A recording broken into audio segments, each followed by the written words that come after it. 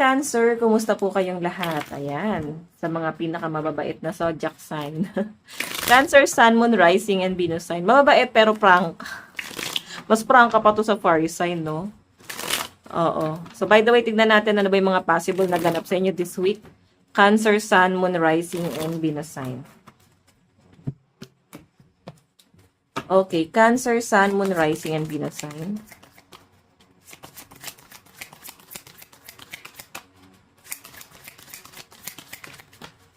Oops. Wait lang, guys. Meron tayong Page of Swords. Okay. Alam nyo, Cancer, may nakikita ako dito na pwedeng magiging realization nyo ngayong week na to, no?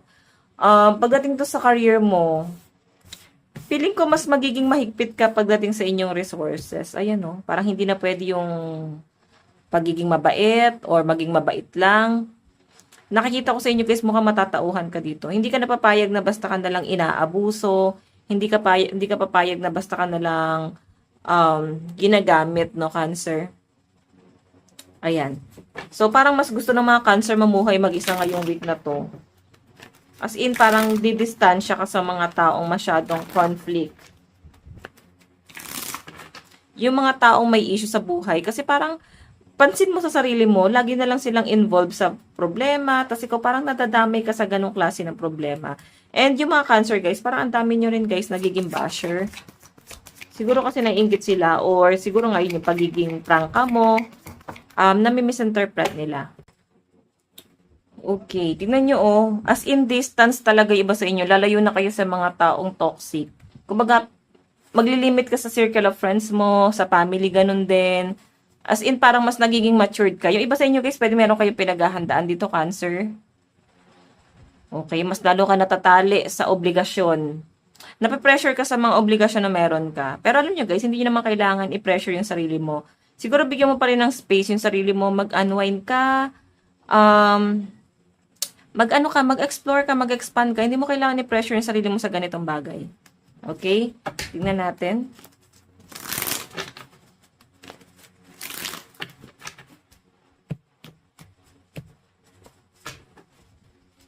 Cancer, Sun, Moon, Rising, and Venus sign.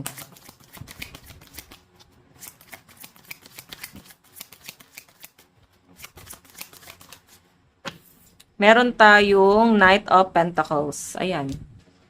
'Di ba? Kasi pinapahalagahan mo din yung ano mo yung pera mo Pinapahalagahan mo din yung mga bagay na matagal mong pinag-ingatan. Okay, pwedeng yung inyong pangalan, ang inyong profesyon, career, business, iniingatan mo din. Kaya nga naglilimit ka sa mga taong mapangsamantala. Okay, this week guys, may nakikita ko ditong someone na mabagal. Pwedeng inaantay mo to Masyadong komplikado tong taong to. Baka may pagkakautang sa inyo, Cancer. Ayan, no. Ang dami niyang pinapangako, ang dami niyang sinasabi. Pero, guys, mukhang puro paasa tong taong to. So, ayan. Kaya dapat naglilimit kayo sa pagpapautang Kasi nakikita ko mukhang mabait ka pa rito, Hindi ka para i-pressure tong taong to. Yun nga lang, mukhang mabagal siya, guys. Napabagalan ka sa pagbabayad ng utang na tong taong to. Tignan natin. Additional message.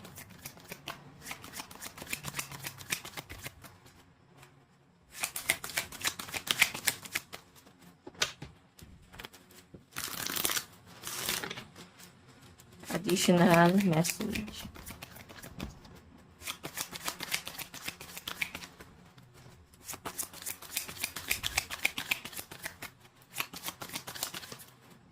Three of Swords. Nako. May mga Cancer dito guys na merong ibang involved or may ibang nanghihimasok sa inyong love life.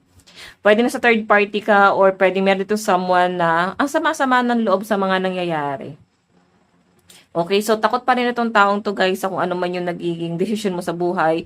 Cancer, feeling ko itong taong to may paghahabol pa rin sa inyo. Pero parang may iba ka na kasi nililook forward. May iba ka ng gusto, may iba ka ng pinakikisamahan.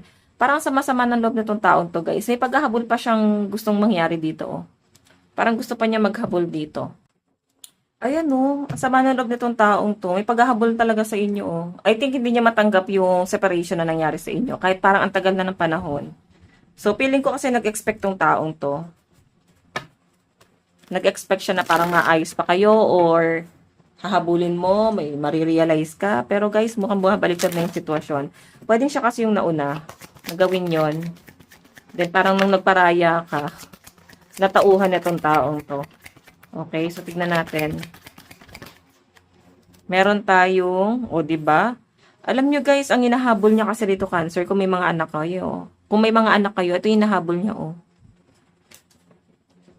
Pero kasi guys, parang wala siyang naitulong sa inyo eh. Kumbaga, naging pabigat talaga siya sa inyo. Siguro yun din yung naging stress mo sa kanya, mabarkada, maluho, naging pabigat. So, grabe yung stress na dinulot sa inyo na tong taong to. Ganon. Tignan natin. Additional message.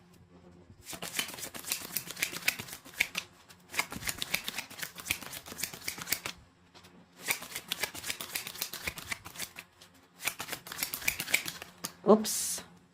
Meron tayong, wow, stability. Nakikitaan ka kasi ng stability ng taong yan eh. Feeling ko sobrang hirap ng kanyang pamumuhay ngayon. Cancer, ito yung nagiging dahilan niya, no? Nahirapan siya pagdating sa financial. And parang dating sa kanya, ikaw yung someone na pwedeng tumulong sa kanya ngayon. Okay? Oops, tignan pa natin. Pero kasi mas nagiging matalino ka dito eh. Parang naawa ka na lang sa kanya, pero mas matalino ka ngayon. Hindi ka na katulad ng dati na parang paikot-ikutin itong taong to. Queen of Swords. Energy, di ba? Sabi ko sa inyo eh, nagiging matalino ka eh. Alam mo kung ano yung pwedeng, gawin niya or ano yung hinahabol niya sa inyo. Ito oh, ang inyong source of income. Alam mo to, ramdam mo to, Cancer. Meron tayong, di ba? At saka isa pa guys, binubuo mo na yung sarili mo kasi naka-move on ka na. Nakikita kita dito na someone na maayos ka na eh. Ayan oh.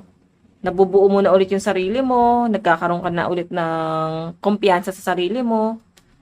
So, Cancer, tignan natin ang inyong advice. Parang nai-heal mo na rin yung inner child mo, Cancer.